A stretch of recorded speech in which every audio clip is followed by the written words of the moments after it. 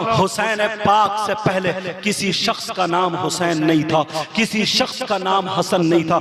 Yazid से पहले कई सहाबा का नाम यजीद था, कई माओ ने अपने बेटों का नाम यजीद रखा था। लेकिन जब ये करबला का वाकया हुआ है उसके बाद किसी माँ ने अपने बेटे का नाम यजीद नहीं रखा है। और घर घर में देख लो हुसैन पैदा हो गए हैं। किसी का नाम मोहम्मद हुसैन है, किसी का अबरार हुसैन है, किसी का नाम गुलाम हुसैन है। अब बोलो, करबला में एक सैयद बचा था जिसका नाम इमाम ज़ैनुल आबिदीन है, और वहां पे 22,000 का लश्कर था। कितने यजीदी थे। अब का मुताला करो, दुनिया का मुताला करो, पूरी दुनिया में कितने सैयद हैं। और कोई देख लो अगर एक भी यजीद हो, यजीद कहलाने के नहीं है। समझ में आई? अब बात यही है, कामयाबी हुसैनियों की है, यजीदियों की नहीं। इसीलिए तो फल रहे फूल रहे हैं। अब चलो आगे चलो। सैयदा सकीना को बिठा दिया, अल्लाह अल्लाह ढोल धमाके कुदाते नचाते लेके जा रहे, हुसैन के सर को कुदा रहे, शोर मचा रहे कि हम कामयाब हो गए, फतेह के नारे लगाते हुए जा रहे। शोर में सैयदा सकीना गिर गई, किसी को पता नहीं चला। सैयदा सकीना हाथ बंधे थे, अल्लाह अल्लाह हुसैन की सगी बेटी है, प्यारे हाथ बंधे थे। रेत में मुंह, नाक में रेत, आंख में रेत, मुंह में रेत, अल्लाह जाने कहां से खून निकला। सैयदा सकीना के हाथ पीछे बंधे हैं, रेत पे मुंह रख के 7 साल की बच्ची कह रही है, अब्बा जान मुझे छोड़ के मत जाना।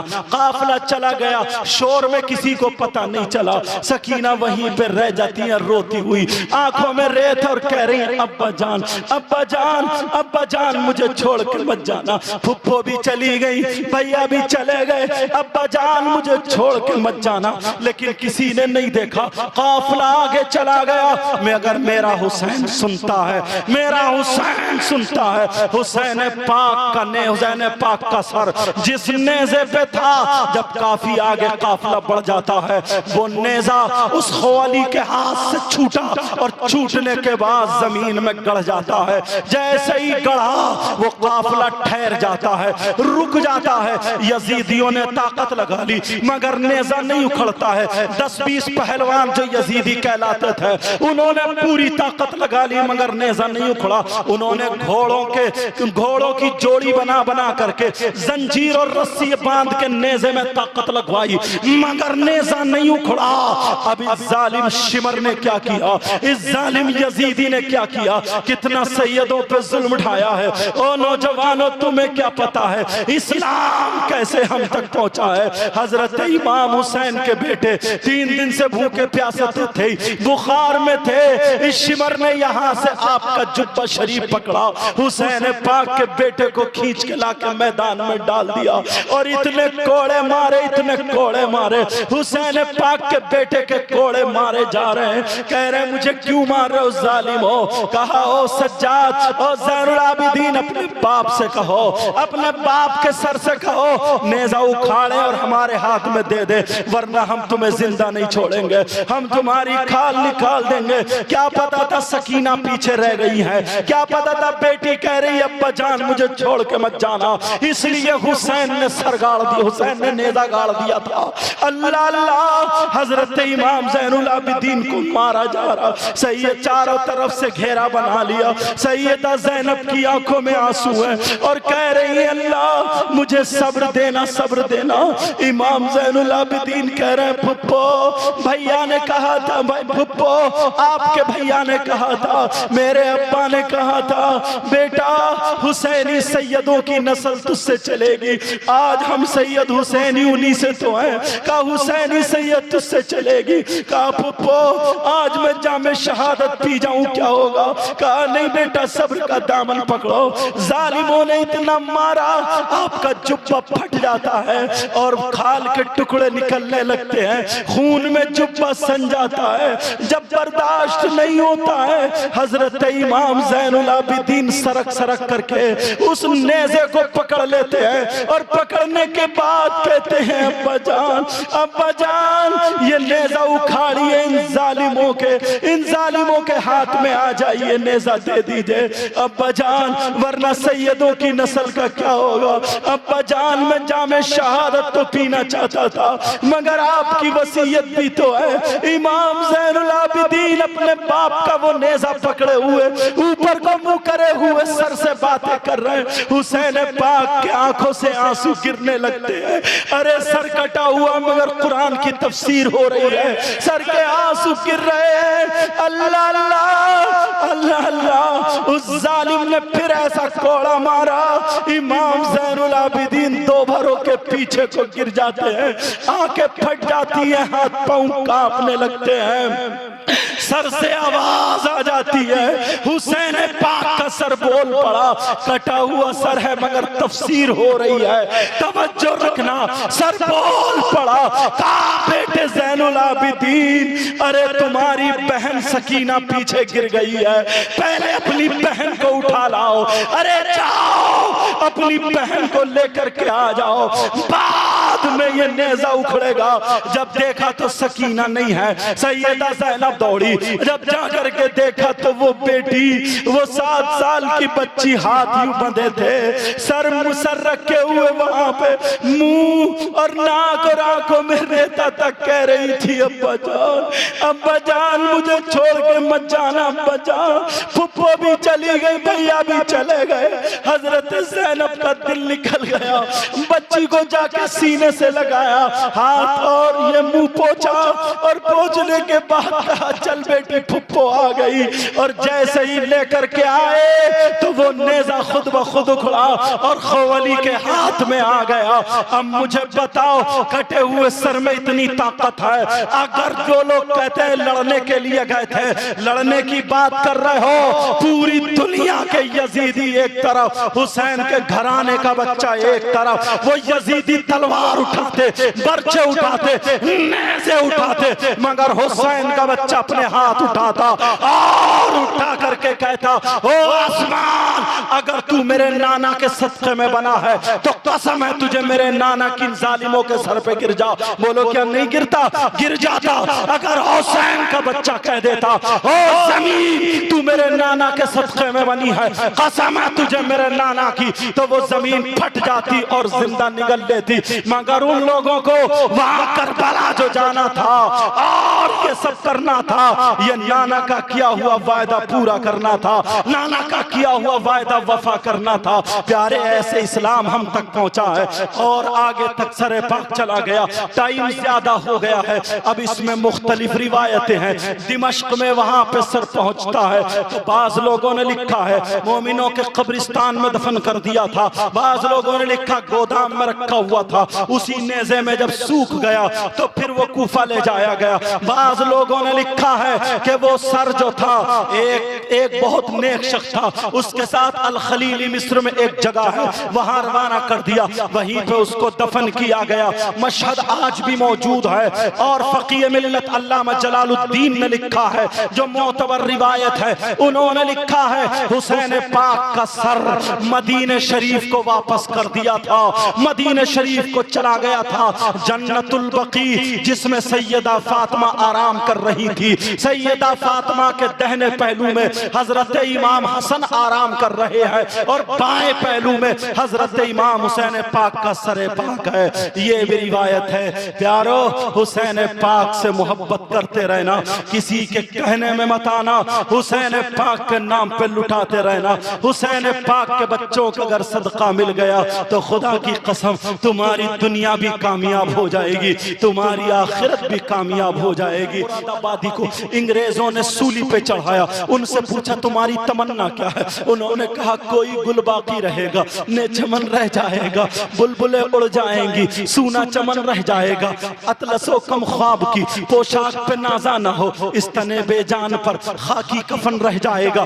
अब जरा सुनो, इनमें शहीद कई तरीके के होते हैं। एक शहीद वो होता है जिसको कफन दिया जाता है, एक शहीद वो होता है जिसको कफन नहीं दिया जाता है। वो कौन शहीद है? अगर पैदाइश के वक्त पर किसी बच्चे का, किसी पैदाइश के वक्त पर उसकी माँ का इंतकाल हो जाए तो वो माँ शहीद है, लेकिन उसको कफन दिया जाएगा। कोई डूब के मर जाए वो शहीद है, कफन दिया जाएगा। कोई पेड़ से गिर के मर जाए वो शहीद है, कफन दिया जाएगा। कोई टकरा के मर मर जाए वो शहीद कफन दिया जाएगा, दीवार से दब के मर जाए वो शहीद कफन दिया जाएगा, ताउन के मर्ज में मर जाए वो शहीद कफन दिया जाएगा, अपेंडिक्स के मर्ज में मर जाए वो शहीद कफन दिया जाएगा, पेट के दर्द में मर जाए, हैजे की बीमारी में मर जाए वो शहीद कफन दिया जाएगा। मगर एक शहीद वो है जो तलवार लेकर के मैदान में आ जाए, तलवार लेकर के मैदान में आ जाए और तलवार चलाते हुए इस्लाम और दीन की खातिर शहीद हो जाए तो वो शहीद हकीकी है। उसको कफन भी नहीं दिया जाएगा, गुस्ल भी नहीं दिया जाएगा।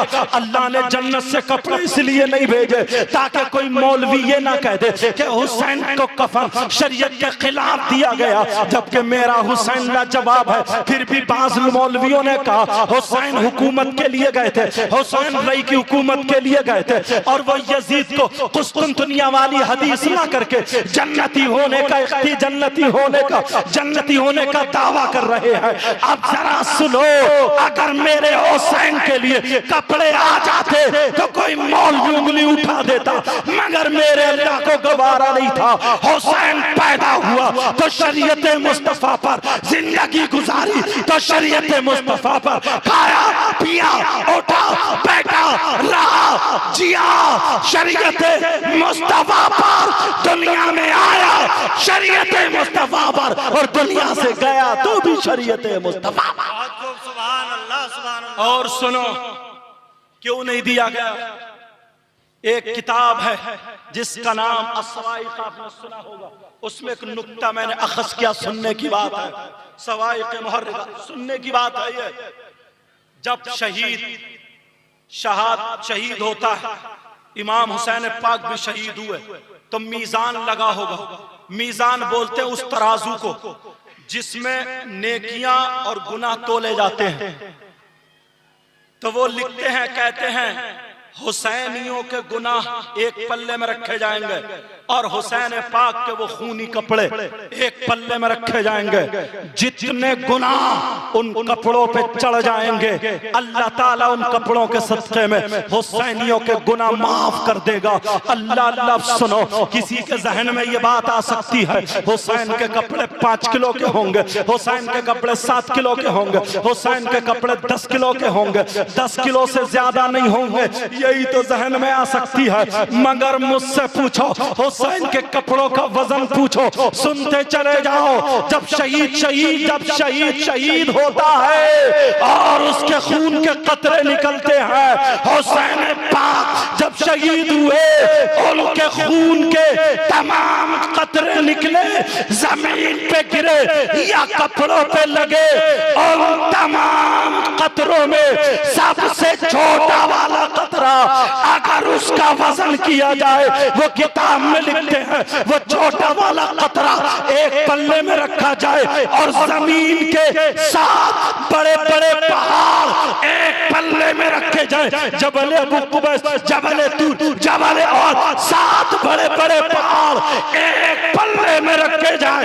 किताब में लिखा है हुसैन के खून का छोटा वाला कतरा 7 जमीन के पहाड़ों से वजन में ज्यादा होगा। हुसैन के कपड़ों का आलम क्या होगा। सुभान अल्लाह, सुभान अल्लाह। नारे तकबीर, नारे तकबीर, नारे रिसालत, नारे रिसालत। बहुत खूब, सुभान अल्लाह, सुभान अल्लाह। तेजी से बता दूं, खत्म करने के लिए जा रहा हूं। अच्छे शोरा को भी आपको सुनना है।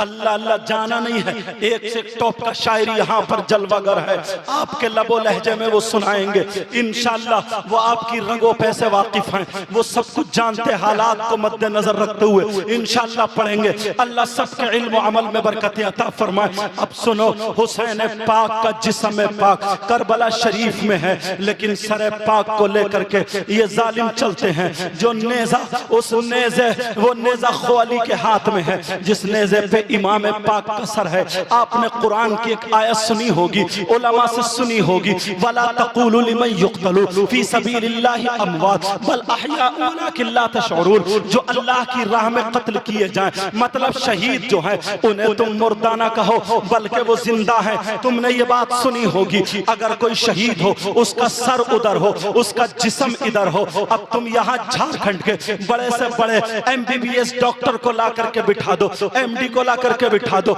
और कहो सुनो देखो जरा हमारे मरीज को आकर के देख लो, वो कहेगा तुम पागल हो, अरे ये जिंदा है, सर उसका वहां है, जिस्म उसका वहां है। पूरे हिंदुस्तान के बड़े से बड़े डॉक्टर को ला दो, बल्कि अमेरिका के डॉक्टर को लाओ, जिसको भी ला करके कहो तो यही तो कहेगा पागल है, सर कहीं और जिस्म कहीं है। तुम कहोगे चुप, मुर्दा मत कहो, वो कहेगा मुर्दा, कहा मुर्दा मत कहो। कुरान कहता है जो अल्लाह की राह में मर जाए उन्हें मुर्दा ना कहो बल्कि जिंदा है। तो तुम कैसे जवाब दोगे? तुम्हारे पास क्या जवाब है? किसी मुफस्सिर ने इसकी तफसीर हकीकत में नहीं दी है। सारे मुफस्सिरों ने यही लिखा है कि जो मुर्दा, जो कत्ल किए जाए उन्हें मुर्दा ना कहो बल्कि जिंदा है। लेकिन मनवाओ तो, लेकिन जवाब तो दो। सब यही कहने को तैयार है कि मुर्दा ना कहो, लेकिन माने को मगर हुसैन पाक ने वो तफसीर दिखाई है, पढ़ाई नहीं है, तफसीर सुनाई है और दिखाई है। ऐ लोगों, कुरान की आयत की तफसीर अब मुकम्मल हो रही है। तुम शहीद को मुर्दा ना कहो बल्कि जिंदा है। देखो मेरा जिस्म करबला में है, मेरा सर नेज़े पर है, मगर फिर भी सर कुरान की तिलावत कर रहा है। वसयअलमुल लज़ीना ज़लमू अय्या मुनक़लबिन यनक़लिबून। कुरान पढ़ रहा, हुसैन का सर बोल रहा, कुरान की तफसीर हुसैन ने दे दी। पता चला अगर कुरान को समझना है तो अहले बैत का दामन पकड़ो, और अगर अहले बैत को समझना है तो कुरान का दामन पकड़ो। सुभान अल्लाह, सुभान अल्लाह। नारे तकबीर, नारे तकबीर, नारे रिसालत, नारे रिसालत। अल्लाह बरकतें फरमाए। हुसैन पाक का सर चल रहा, एक वक्त ऐसा आया, सैयदा सकीना, आखिरी लम्हों में गुफ्तगू चल रही है, सैयदा सकीना अल्लाह थक जा